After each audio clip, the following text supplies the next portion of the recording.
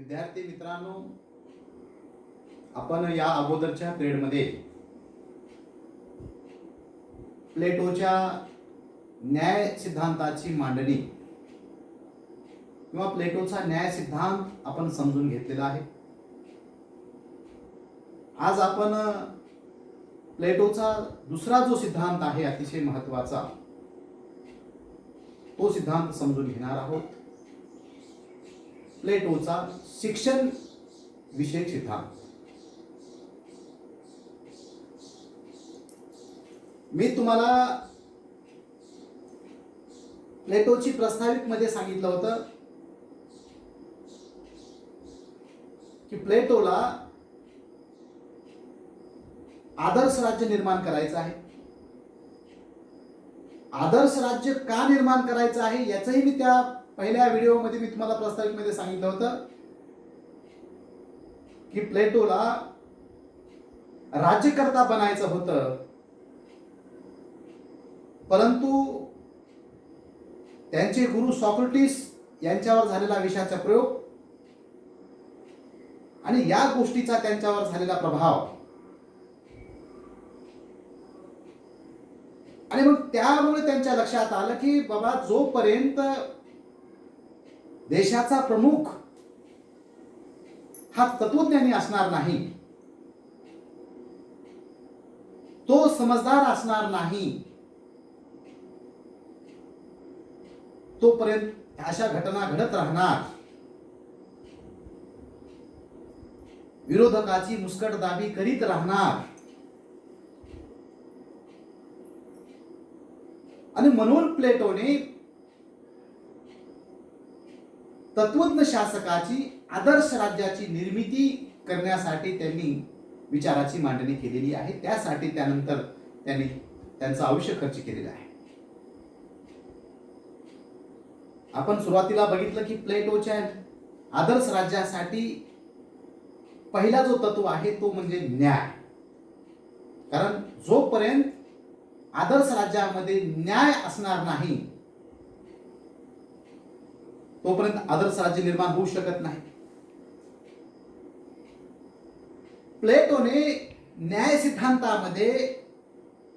सिद्धांताची मांडणी करीत असताना त्यावेळेस तुम्ही समजून घेतला असेल, न्याय म्हणजे काय.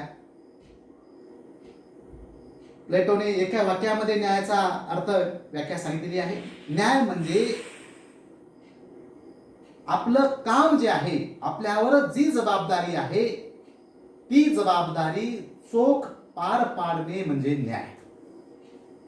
दुसऱ्याच्या कामात हस्तक्षेप करायचा नाही, आपण आपलं काम करायचं म्हणजे न्याय. त्यांनी 3 गुणांनुसार कार्याची विभागणी केलेली आहे. हा भाग आपल्याला समजलेला आहे. परंतु प्लेटो म्हणतो की माझं जे काम आहे, माझं काय काम आहे, माझ्यावर कोणती जबाबदारी आहे, हे माणसाला केव्हा कळेल.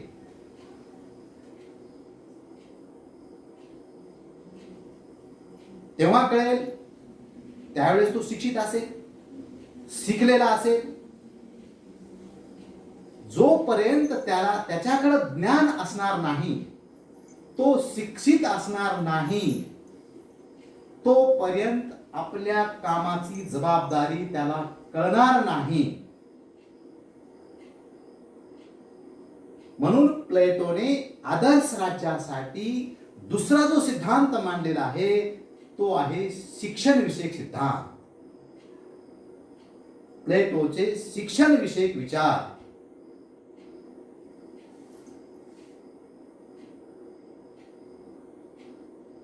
कारण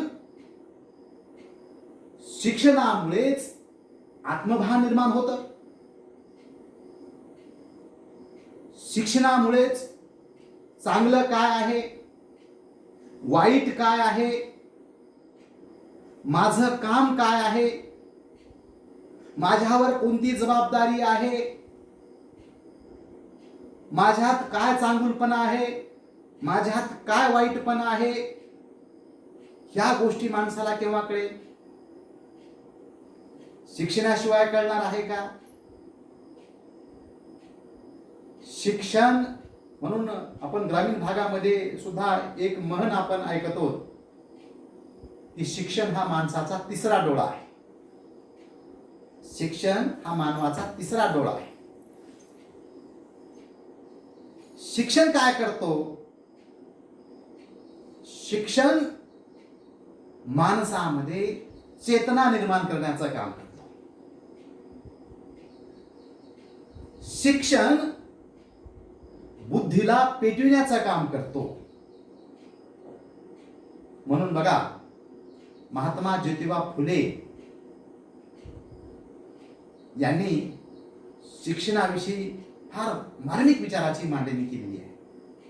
विद्येविना मती गेली, मती विना नीती गेली, नीती विना गती गेली, गती विना वित्त गेले, आणि एवढे सर्व अनर्थ एका अविद्येने झाले.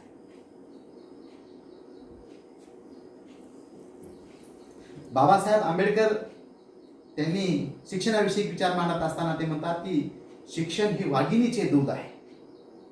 शिक्षण हे वाघिणीचे दूध आहे आणि जो पेईल तो गुरगुरल्याशिवाय राहणार नाही.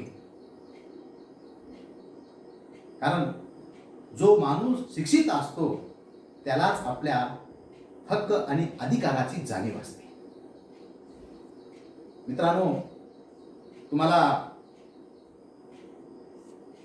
बंजारा भाषा तुम्हाला समजणार नाही, पण बंजारा भाषेमध्ये सुद्धा बंजाराचा जो देमागुरू आहे त्यांनी सुद्धा शिक्षणावर एक मार्मिक विचाराची मांडणी केलेली आहे. बघा, तुम्ही त्याचा अर्थ मी तुम्हाला सांगणार आहे. सीकच सिकावच सीके राज घडावं, सीक जेरी साजप. बघा काय म्हणते, सीकच सिकावच सीके राज घडावच, सीक जेरी साजप होय. जो शिकतो तोच शिकवतो आणि शिकवणाराच राजपाट मिळतो. शिकणारालाच समाज व्यवस्थेमध्ये मान मिळतो, सन्मान मिळतो.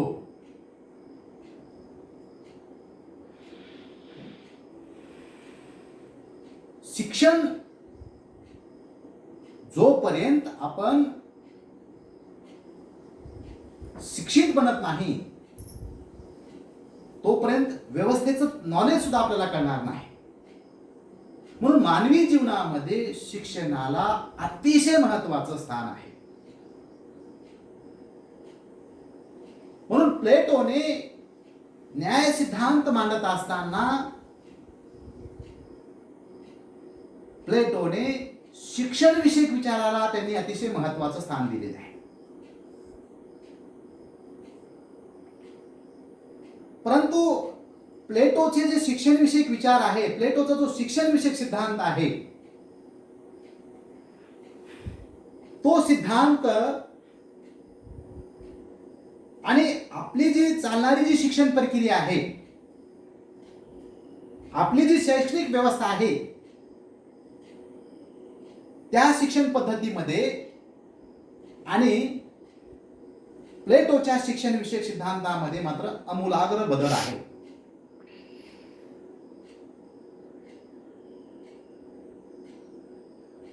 कारण प्लेटोचा विचाराचा ध्यासच आहे की आदर्श राज्य निर्माण करणे.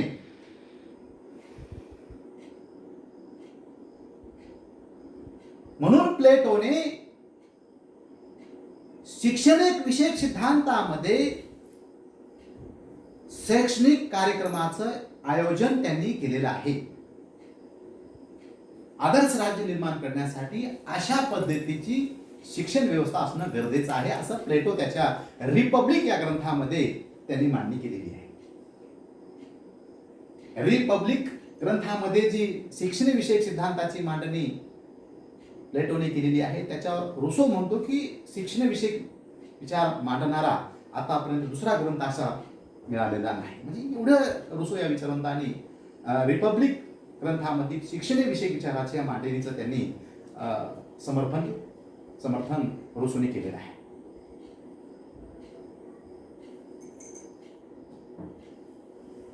बघा आता त्यांनी शिक्षण विषयक जो कार्यक्रम आहे तो प्लेटोने कसा सांगितलेला आहे. प्लेटोने शिक्षण विषयक सिद्धांताचे 2 टप्पे त्यांनी केलेले आहे. किती टप्पे? 2 टप्पे. लक्षात असू द्या, 2 टप्पे त्यांनी केलेले आहे. एक पहिला टप्पा आहे प्राथमिक शिक्षण आणि दुसरा टप्पा आहे उच्च शिक्षण. 2 टप्पे. पहिला टप्पा प्राथमिक शिक्षण आणि दुसरा टप्पा आहे उच्च शिक्षण. हे 2 टप्प्यात शिक्षण होईल. प्लेटोने प्राथमिक शिक्षण जो आहे पहिला टप्पा त्यामध्ये सुद्धा त्यांनी 3 स्तर पाडलेले आहे. किती स्तर? 3 स्तर त्यांनी पाडलेले आहे. पहिला वर्ग, पहिला टप्पा वयाच्या 6 वर्षापर्यंत शिक्षण. पहिलं 0 ते 6 पहिला टप्पा, 0 ते 6 वर्षापर्यंत शिक्षण. पहिल्या टप्प्यामध्ये दुसरा वर्ग त्यांनी पाडलेला आहे 6 वर्षापासून पुढे 18 वर्षापर्यंत दुसरा टप्पा शिक्षणाचा.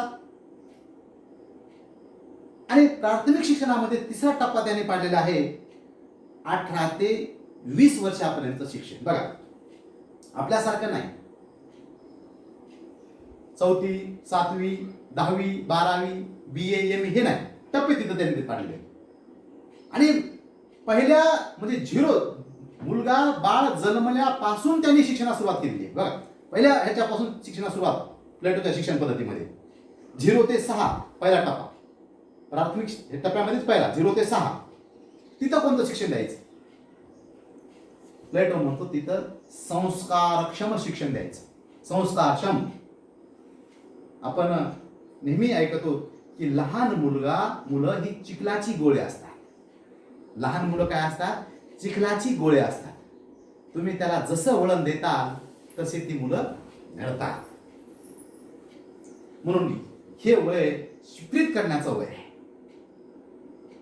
अंगभूत गुण स्वीकारण्याचं हे 0 ते 6 वर्षाचं वय टप्पा आहे. मग त्या टप्प्यामध्ये त्यांच्यावर संस्कार पडतील अशा प्रकारचं शिक्षण तिथं द्यायचं. 6 ते 18 वर्षापर्यंत जो टप्पा आहे त्या टप्प्यामध्ये शारीरिक आणि बौद्धिक शिक्षण त्यांना द्यायचं. शारीरिक आणि बौद्धिक. मित्रांनो तुम्हाला माहिती असेल जीवनामध्ये सक्षम होण्यासाठी, लायक बनण्यासाठी 3 गुणाची आवश्यकता असते. जीवनामध्ये सक्षम होण्यासाठी, लायक बनण्यासाठी माणसाला 3 गुणाची आवश्यकता असते. तन, मन आणि धन. तन, मन आणि धन. तन म्हणजे शरीर. तन म्हणजे शरीर. मन म्हणजे बुद्धी. धन म्हणजे पैसा. ठीक आहे ना? ह्या 3 गोष्टी ज्या माणसाकडे असेल तो माणूस लायक आणि सक्षम. तन, मन आणि धन. Health is wealth. शरीर जर निरोगी असेल तर तुम्ही जीवनामध्ये सुख भोगू शकता. तुमचं मन जर मजबूत असेल तुम्ही कुठल्याही संकटाला तुम्ही घाबरणार नाही. आणि तुम्ही बघतात की ईसा पी न मुसाफी सबसे बडा है तीसा पी. पैसा बोलता है, पैसा चालत आहे. पैसा शिवाय काय नाही. दैनंदिन जीवन जगण्यासाठी आपल्याला पैशाची आवश्यकता असते. मग तन मजबूत करायचं तुम्हाला काय करावं लागेल? तुम्हाला आहार आणि विहार. तुम्हाला चांगलं रुचकर अन्न आणि विहार म्हणजे तुम्हाला सकाळी आणि संध्याकाळी तुम्हाला 1-1 तास शरीराला देणं आवश्यक आहे. व्यायाम तुम्ही करणं ज्या पद्धतीने तुम्हाला जमतंय ते व्यायाम तुम्ही करणं गरजेचं आहे. कारण त्याशिवाय तुमचं तन मजबूत राहू शकत नाही. मन म्हणजे बुद्धी. बुद्धीचा खुराक काय आहे? बुद्धी काय खाते? बुद्धीचा खुराक आहे अभ्यास. साध्य ते साध्य करू साया असं तुका म्हणे अभ्यास.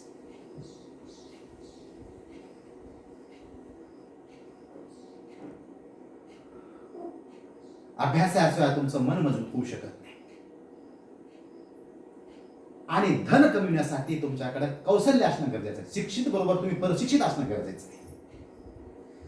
बघा मी तुम्हाला याचं बारकावे सांगतो. प्लेटोने सांगितलंय की या पद्धतीचं शिक्षण तुम्हाला या दुसऱ्या टप्प्यामध्ये मिळेल.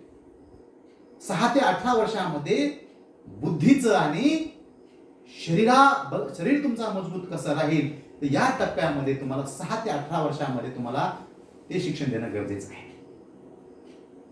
आणि 18 ते 20 वर्षापर्यंत लष्करी शिक्षण.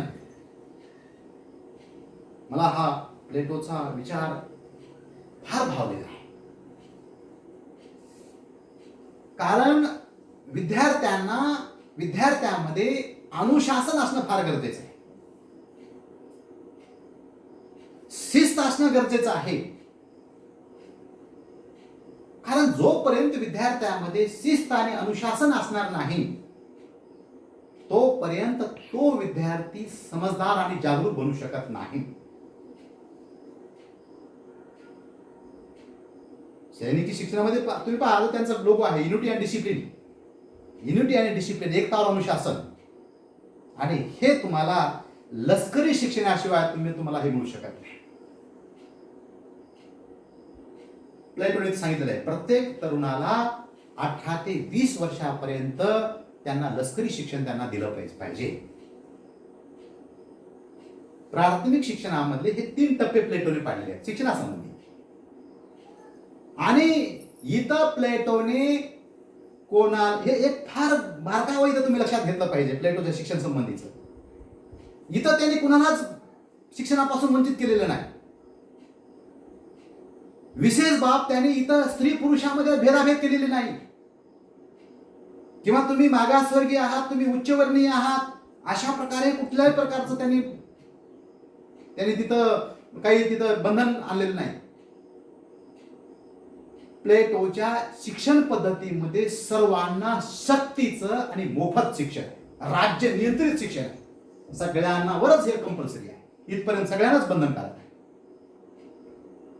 आणि स्त्री आणि पुरुषांना हे सारखं इथं शिक्षण मिळणार आहे. याच्यामध्ये हे स्त्री आहे, पुरुष आहे, मुलगी आहे, मुलगा आहे, तिथं बदल नाही. सगळ्यांसाठीच हे कंपल्सरी आहे. इथपर्यंत 0 पासून ते इथं 20 वर्षापर्यंत सगळ्यांना सक्तीचं शिक्षण, राज्य नियंत्रित शिक्षण इथं राहील.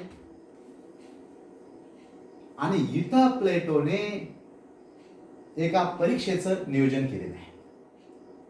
20 वर्षानंतर सगळ्याच विद्यार्थ्यांची एक परीक्षा होईल. तिथपर्यंत परीक्षा नाही.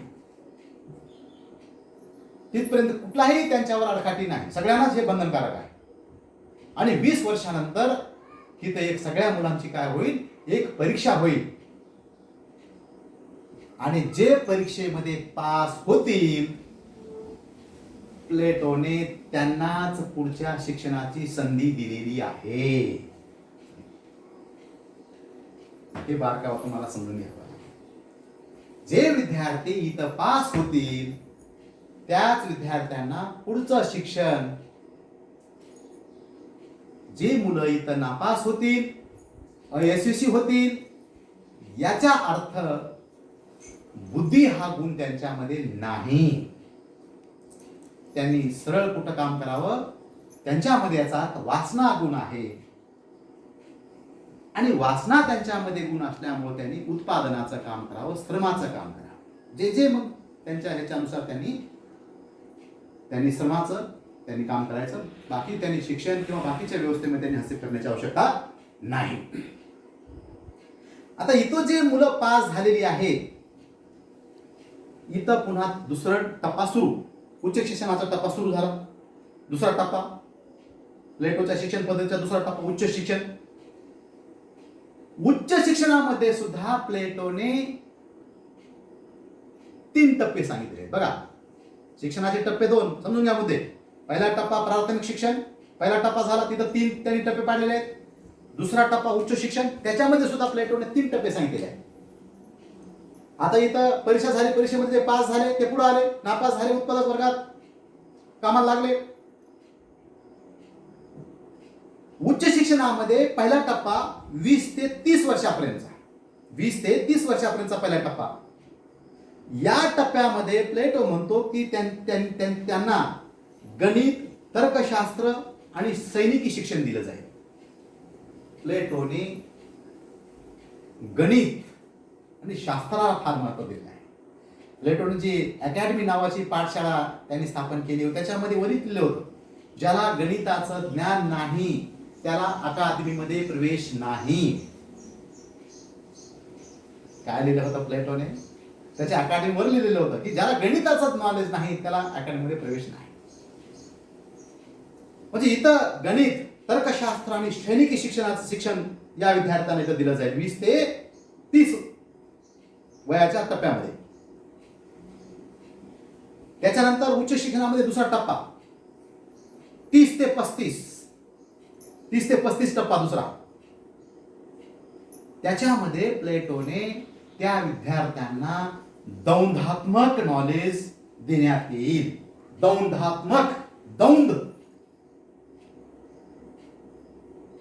दौंद म्हणजे काय? संघर्षात्मक मार्ग काढण्याचा नॉलेज, परिवर्तन करण्याचं ज्ञान, गुंतागुंतीचं नॉलेज या टप्प्यामध्ये विद्यार्थ्यांना देण्यात येईल. त्याच्यानंतर तिसरा टप्पा 35 ते 50, म्हणजे प्लेटोने 35 ते 50 वर्षापर्यंतच शिक्षणाची व्यवस्था केलेली आहे. 35 ते 50 वर्षामध्ये सगळ्यांनाच व्यवहारिक नॉलेज, प्रत्यक्ष जे व्यवहार आहे, ही जी व्यवस्था आहे, राजकीय चाणाक्षपणा आहे, सामाजिक भान आहे, हे व्यवस्थेचं जे नॉलेज आहे, या सगळ्या व्यवस्थेचं शिक्षण 35 ते 50 या वयाच्या टप्प्यामध्ये सगळ्या मुलांना देण्यात येईल. आणि इथं पुन्हा एक परीक्षा होईल. इथं पुन्हा परीक्षा सोय केलेली आहे प्लेटोने. जे मुलं पास होतील त्यांनाच पुढं, जे नापास होतील त्यांच्यामध्ये, याचा अर्थ बुद्धी हा गुण नाही आहे, नाही असा भाग नाही, परंतु तो शासन प्रशासन व्यवस्थेमध्ये त्यांच्यामध्ये ते अंगभूत गुण नाहीत. याचा अर्थ प्लेटो म्हणतो की त्यांच्यामध्ये 6 गुण आहे. आणि 6 त्यांच्यामध्ये गुण असल्यामुळे त्यांनी देशाच्या संरक्षणाची जबाबदारी त्यांनी पार पाडावी. देशाच्या संरक्षणाची जबाबदारी त्यांनी पार पाडावी. तर तुम्ही तर पहिल्या टप्प्यामध्ये न्याय सिद्धांतामध्ये सांगितलं की ज्याच्यामध्ये जे गुण आहेत त्यांनी काम करावं. आता पहिल्या टप्प्यामध्ये आपण बघितलं, उत्पादक कार्याकडे गेले, ते त्यांचं काम. इथं दुसऱ्या टप्प्यामध्ये हे नापास झाले, यांनी सैनिक, मग जे तुमचं देशामध्ये जे सैनिक, देशाचं संरक्षण करण्याचं काम जे आहे ते काम त्यांनी केलं पाहिजे. ह्या दुसऱ्या टप्प्यातल्या वर्गातल्या लोक. आणि तिथून पुढचं जे 50 वर्षापर्यंत सुद्धा प्लेटोची शिक्षण पद्धतीमध्ये निरंतर शिक्षणाची व्यवस्था आहे. पण तिथून पुढचे जे लोक आहेत त्या लोकांमध्ये याचा अर्थ बुद्धी हा गुण आहे. आणि बुद्धी हा गुण असल्यामुळे त्यांनी शासन आणि प्रशासन व्यवस्थेमध्ये त्यांनी काम करावं. अशा प्रकारे प्लेटोने त्याच्या रिपब्लिक या ग्रंथामध्ये शैक्षणिक कार्यक्रमाचं नियोजन शैक्षणिक सिद्धांतामध्ये प्लेटोने मांडलेलं आहे. तर ही बाब तुमच्या लक्षात आली. कशा प्रकारची शिक्षण रचना आहे ही बाब तुमच्या लक्षात आली. याच्यातून प्लेटोच्या शैक्षणिक सिद्धांतामध्ये काही वैशिष्ट्ये आहेत. काय आहे नेमकं गमक? प्लेटोच्या शिक्षण पद्धतीची नेमकी कोणती वैशिष्ट्ये आहेत? बघा, प्लेटोच्या शिक्षण पद्धतीचं पहिलं वैशिष्ट्य आहे स्त्री पुरुषांना समान शिक्षण. आपण बघितलेलं आहे भारतामध्ये किंवा जगामध्ये सुद्धा जर आपण विचार केला तर बघितलेलं आहे की स्त्रियांना समान वागणूक नव्हती. शिक्षणामध्ये फार मोठ्या प्रमाणात स्त्रियांवर अन्याय केलेला आहे. परंतु प्लेटोने इसवी सन पूर्व काळामध्ये त्यांनी पुरुषाबरोबर स्त्रियांना समान शिक्षणाची सोय केलेली आहे. पुरुषाबरोबर स्त्रियांना समान शिक्षणाची सोय प्लेटोने इसवी सन पूर्व काळामध्ये केलेली आहे. हे प्लेटोच्या शिक्षण पद्धतीचं अतिशय महत्वाचं पहिलं वैशिष्ट्य आहे. दुसरं वैशिष्ट्य आहे गणित व विज्ञानावर भर देणारी शिक्षण पद्धती. मी तुम्हाला सुरुवातीला सांगितलं की त्याने अकॅडमीवर लिहिलं होतं की ज्याला गणिताचं ज्ञान नाही त्यांना प्रवेश नाही. म्हणजे प्लेटोच्या शिक्षण पद्धतीमध्ये विज्ञान म्हणजे शास्त्र, विज्ञानाचं शिक्षण, शास्त्राचं शिक्षण आणि गणिताच्या शिक्षणावर भर देणारी प्लेटोची शिक्षण पद्धती आहे. हे त्याच्या शिक्षण पद्धतीचं फार महत्वाचं वैशिष्ट्य आहे. तिसरं वैशिष्ट्य आहे प्लेटोच्या शिक्षण पद्धतीमधला अथेन्स व स्पार्टा या नगरराज्याचा समन्वय. म्हणजे अथेन्स मधल्या तत्वप्रणालीचा स्वीकार आणि स्पार्टा या नगरराज्याच्या शिक्षण पद्धतीचा स्वीकार प्लेटोने केलेली आहे. अथेन्स मध्ये बुद्धीला महत्व होतं, ज्ञानाला महत्व होतं आणि स्पार्टामध्ये बाहुबलाला, शारीरिक क्षमतेला महत्व होतं. प्लेटोने या दोन्ही तत्वाचा स्वीकार त्याच्या शिक्षण पद्धतीमध्ये केलेला आहे. हे प्लेटोच्या शिक्षण पद्धतीचं फार महत्वाचं एक वैशिष्ट्य आहे. त्याच्यानंतर प्लेटोच्या शिक्षण पद्धतीचे एक चौथा महत्वाचं वैशिष्ट्य म्हणजे वयोगटाप्रमाणे नियंत्रित चालणारी शिक्षण पद्धती.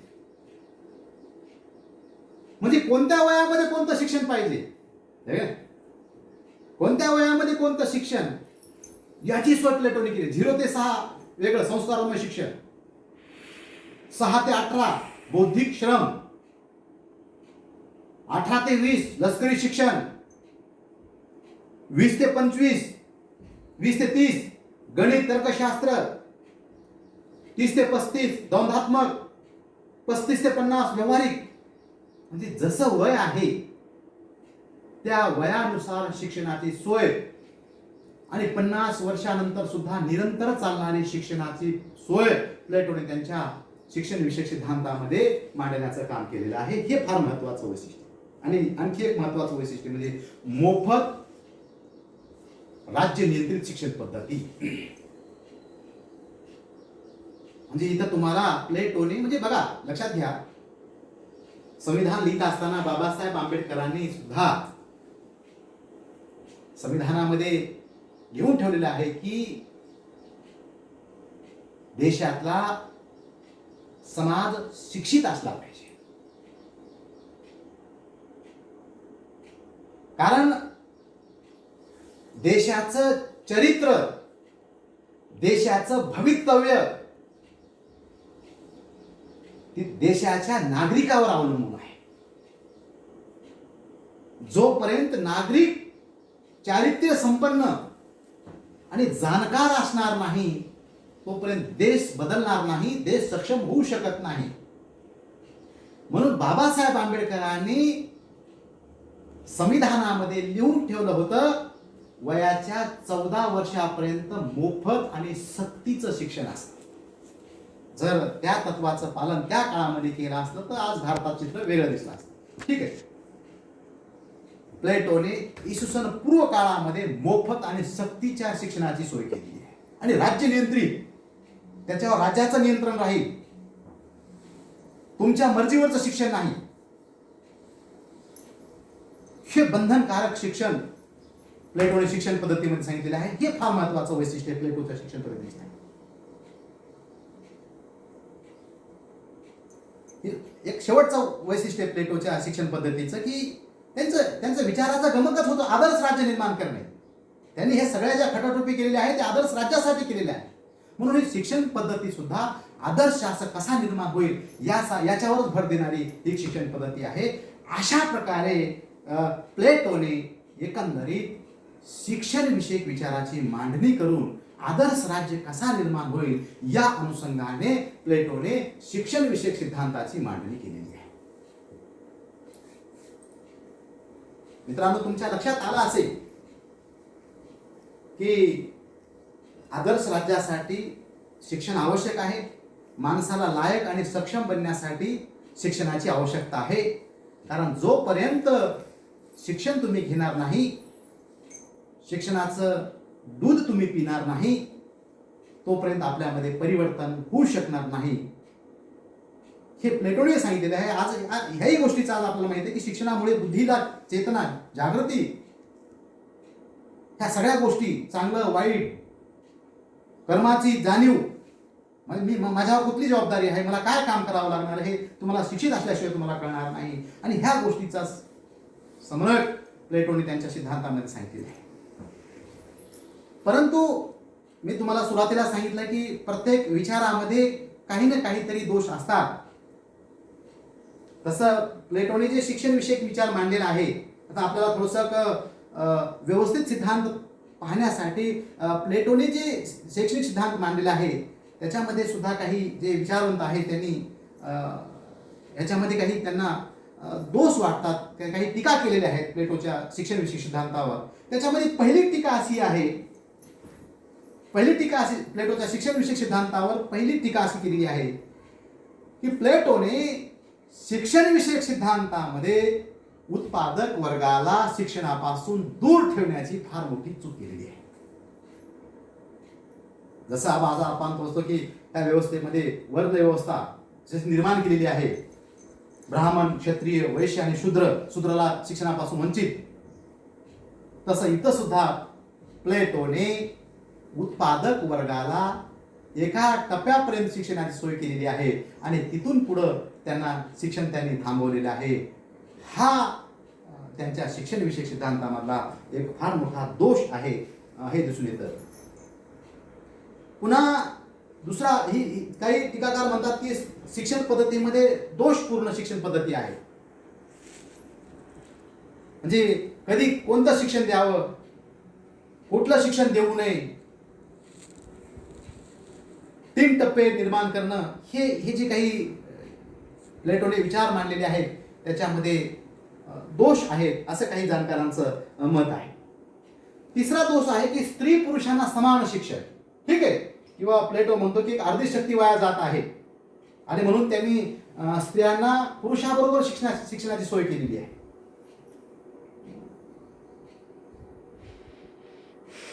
परंतु ठीक आहे, आपण हे काही विरोधक नाही किंवा आपण काही त्या विचाराचं हे नाही, पण स्त्री आणि पुरुष शारीरिक दृष्टिकोनातून आणि मानसिक दृष्टिकोनातून